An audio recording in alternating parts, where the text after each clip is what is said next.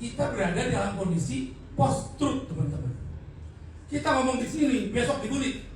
Kita tidak menghadapi masalah KDM, tetapi Jawa Barat menghadapi masalah ketika KDM dengan caranya itu tidak mungkin menyelesaikan Jawa Barat.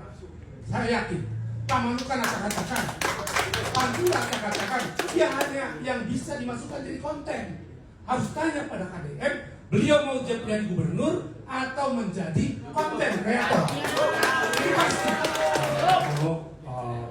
Mungkin ini kelanjutan dari pertemuan sebelumnya. Saya adalah panelis dari debat calon gubernur dan wakil gubernur. Tapi tentu saja, apakah saya berdosa juga oleh karenanya kemudian terjadi seperti ini? Yang mohon maaf kalau begitu. Ini juga teman-teman sekalian, Kang Andi dan semua pimpinan DPD dan DPC PDIP serta anggota DPRD hadir juga. Salah satu ketua komisi 2 di DPR Kabupaten Subang dan teman-teman sekalian, saya pikir kita menghadapi kondisi yang saya harap tadinya KDM ada di sini, tidak mau ngomong belakang, kita debat ayo supaya apa? Tidak terjadi miskomunikasi di antara kita sebagai rakyat Jawa Barat. Saya melihatnya ini Jawa Barat menghadapi masalah, kita tidak menghadapi masalah KDM, tetapi Jawa Barat menghadapi masalah ketika KDM dengan caranya itu tidak mungkin menyelesaikan Jawa Barat. Saya yakin Pak Manukan akan katakan, Pak Lura akan katakan, dia hanya yang bisa dimasukkan jadi konten. Harus tanya pada KDM, beliau mau jadi gubernur atau menjadi konten kreator.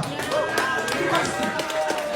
Kalau mau jadi gubernur, ngobrol dengan Kang Ono, ngobrol dengan Kang Bayu, rakyat diterima dan kemudian kita bicarakan. Begitu banyak masalah dari ujung selatan sampai ujung utara, dari Cirebon sampai ke Bekasi. Begitu banyak masalah, nggak mungkin selesai dengan konten. Kenapa? Ini bukan kasus Pina. Kalau kasus Pina, kita diganggunya gitu. Nggak bisa diselesaikan dengan cara seperti itu. Tetapi harus terstruktur.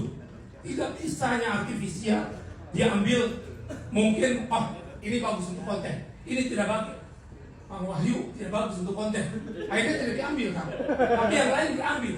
Nah ini kita mengingatkan, Kang Deddy Mulyadi, saya mengingatkan sebagai warga Subang, Jawa Barat, yang warga Subang, bahwa kita harus bicara, semuanya harus dibicarakan. Ada salurannya, saya pikir, mohon maaf, agak berbeda. Saya mengapresiasi walk out PDIP, bukan soal saya berpihak, tapi itu yang harus dilakukan untuk meyakinkan kita bahwa pemerintah harus dikontrol. Pemerintah harus memiliki juga sparring partner di pemerintahan, yakni DPRD, dan mendengarkan rakyat apa yang terjadi. Nah, tapi kita berada dalam kondisi post truth, teman-teman. Kita ngomong di sini, besok dibully. Artinya apa? Saya berharap juga bukan hanya di kita, Kang Deddy sendiri juga mempunyai kesadaran. Kalau Anda lakukan ini terus-menerus, saya tidak yakin akan lebih baik untuk Jawa Barat. Saya yakin.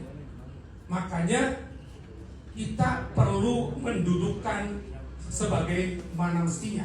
Kondisi post-truth di mana-mana di seluruh dunia. Kebetulan saya memantau pemilu, Kang Ono, dan saya memantau pemilu terakhir di Filipina. Di berbagai negara sama. Post-truth membuat masyarakat yang tidak memiliki pandangan dan arah yang tidak sesuai yang seharusnya. Itu yang terjadi. Maka ini agak pelik ya. Artinya kalau pendidikan ada yang dikurangi anggarannya, kemudian hal-hal yang penting di anggaran Jawa Barat ada yang terkurangi, terutama pelayanan publik. Ini saya khawatir terjadi bukan hanya mandek, tapi menurun kualitas kita, dan itu kita ingatkan untuk KDM juga pendukung-pendukungnya, karena ini banyak pendukungnya yang perlu berpikir untuk masa depan, bukan hanya Jawa Barat. Jangan-jangan ini juga saya berkeliling ke berbagai negara daerah di Indonesia dan mereka katakan, wah hebat, saya bangga di satu sisi, tapi saya tidak bisa menceritakan bagaimana kondisi sebenarnya. Karena saya mengikuti beliau sejak dari Purwakarta, sehingga mohon maaf, KB halus yang ada di sana. Dan ini harus kita, termasuk pengadaiannya, akuilah apa yang memang tidak berhasil. Dan jangan diduplikasi di Jawa Barat yang jauh lebih besar, jauh lebih kompleks. Saya pikir ini tidak selesai. Pak Ngono, mohon maaf apa yang saya sampaikan. Apabila kurang berkenan teman-teman, Wassalamualaikum warahmatullahi wabarakatuh. Kalau kita lihat di media sosial pas pembongkaran itu, dia turun langsung berdialog dengan masyarakat, kasih kompensasi, ada kasus ini diselesaikan hari itu juga. Sangat terenyuh hati saya. Tapi ketika di Dauan lewat. Itu validasi. Jadi gitu, dia teman-teman juga semua harus tahu fakta-fakta ini gitu. Bahkan yang seindah di media sosial itu ternyata kenyataannya tidak. Mohon maaf, saya harus sampaikan itu. Ini fakta, karena saya korban. Ini korban. Dan sekali lagi untuk para penghuni media sosial juga tolong objektif dalam berpikir. Dan juga perwakilan dari Dauan yang langsung terdampak penggusuran kemarin nih dari Dauan. Warungnya digusur. Assalamualaikum warahmatullahi wabarakatuh. Shalom, Om Swastiastu, Namo Buddhaya, salam kebajikan.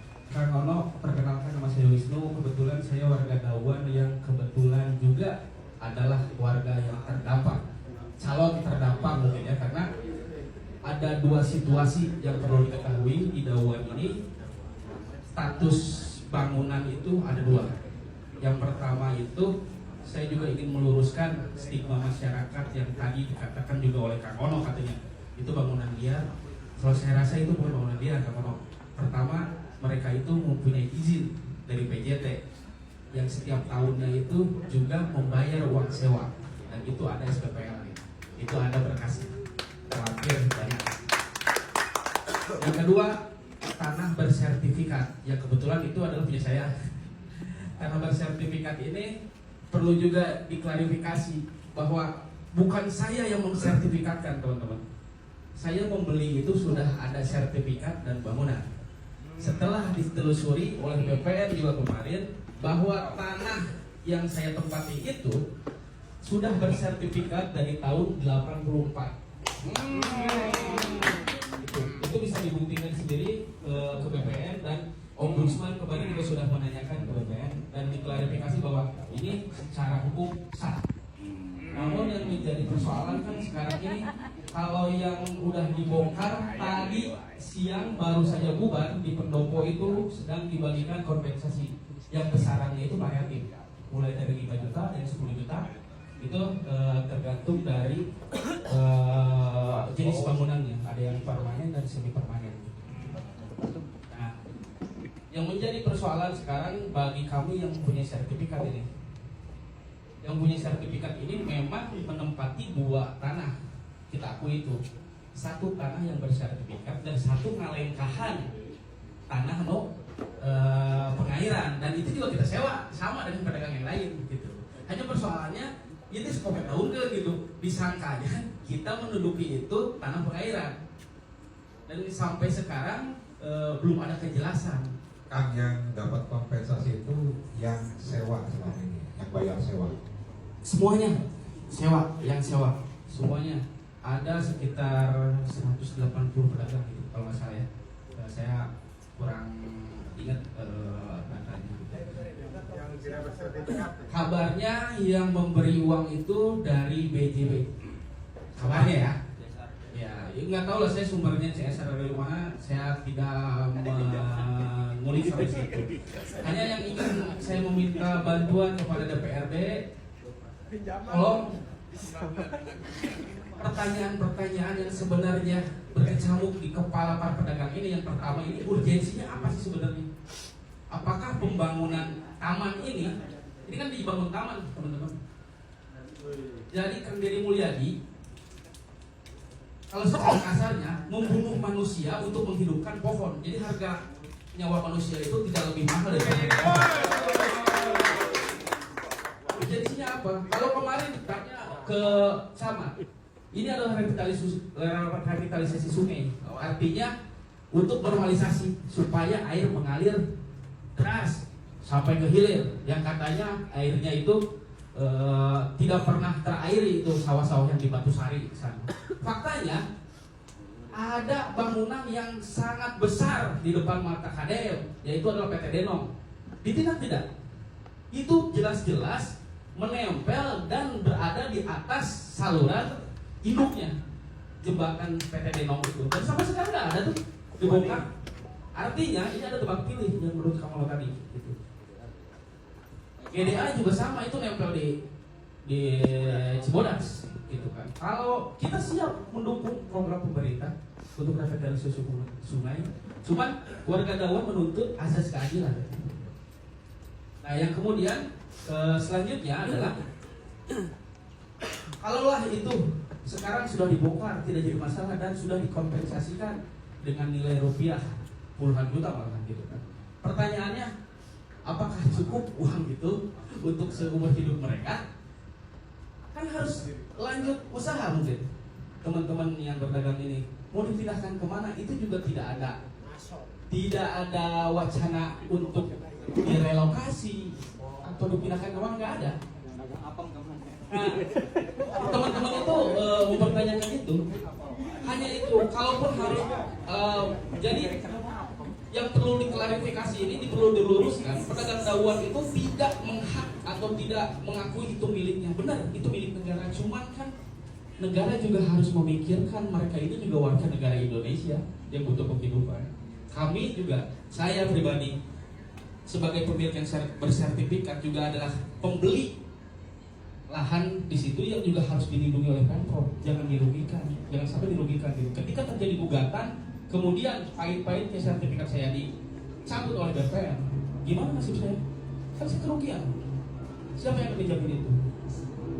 Kalaulah harus dibongkar, sekali lagi kita dukung, cuma beri kami ruang dialog. Nah, yang kami sayangkan selama ini tidak ada ruang dialog antara kami dan yang mempunyai kebijakan. Karena kalau berbicara dengan tingkat desa, kecamatan, bahkan tingkat PSDA sekalipun yang memberi suratnya itu, mereka tidak mau bisa mengambil keputusan. Suratnya dari PSDA provinsi. Nah, jadi begini kronologisnya. Pedagang ini awalnya menyewa ke PJT. Pintar nih Deddy Mulyadi. Deddy Mulyadi mungkin sudah membaca bahwa PJT ini ada masalah dengan banyak memungut ke pedagang ini. Kewenangannya itu dicabut dulu. Jadi PJT sudah tidak punya kewenangan per tahun ini. Diambil alih oleh PSDA. Maka yang menyurati kami pun adalah PSDA provinsi. Yang notabene-nya adalah pihak yang dalam tanda kutip tangannya bersih, tidak pernah bertransaksi dengan para pedagang ini. Maka mereka tidak bisa juga mengambil keputusan iya dan tidak atau bagaimana berdiskusi dengan kami. Yang paling disayangkan adalah warga Dawan itu berekspektasi tinggi akan adanya gubernur orang Dawan Cina. Suganteh Babari gitu, komunikasi ini si gajeng tatangga sih dulur gitu. Dan jangan orang Dawan ini suka aja ada atau mau 5 menit pakai motor dia, pakai sampai dah kaku dilihat aku lah. Datang ke sana kita mau komunikasi, akhirnya harus tetap prosedural kita hargai. Ngantri intinya nomor 600. Tapi kan kiwari, sudah ayo montek kita kan ayo diskusi teh. Alhamdulillah kan. Jadi kalau tadi kan di gubernur berbicara punya gubernur bangga orang Subang, saya masa tuh boga gubernur orang Subang, bahkan orang Dawan, teu wau saha eta. Bahkan pas pembongkaran, jangan lucu Pak. Pas pembongkaran, kalau kita lihat di media sosial pas pembongkaran itu dia turun langsung berdialog dengan masyarakat, kasih kompensasi, ada kasus ini diselesaikan hari ini juga. Sangat terenyuh hati saya. Tapi ketika di Dawan lewat. Ini validasi. Jadi gitu. Dia teman-teman juga semua harus tahu fakta-fakta ini gitu. Bahkan yang seindah di media sosial itu ternyata kenyataannya tidak. Mohon maaf, saya harus sampaikan itu. Ini fakta karena saya korban. Saya korban. Dan sekali lagi untuk para penghuni media sosial juga tolong objektif dalam berpikir. Jangan menilai kami adalah penyerobot tanah negara. Kami punya hak di situ. dan saya tidak tahu menahu bagaimana itu ceritanya bisa disertifikatkan, karena yang mensertifikatkan pertama mangga susul ke makam tos mawon. Segitu,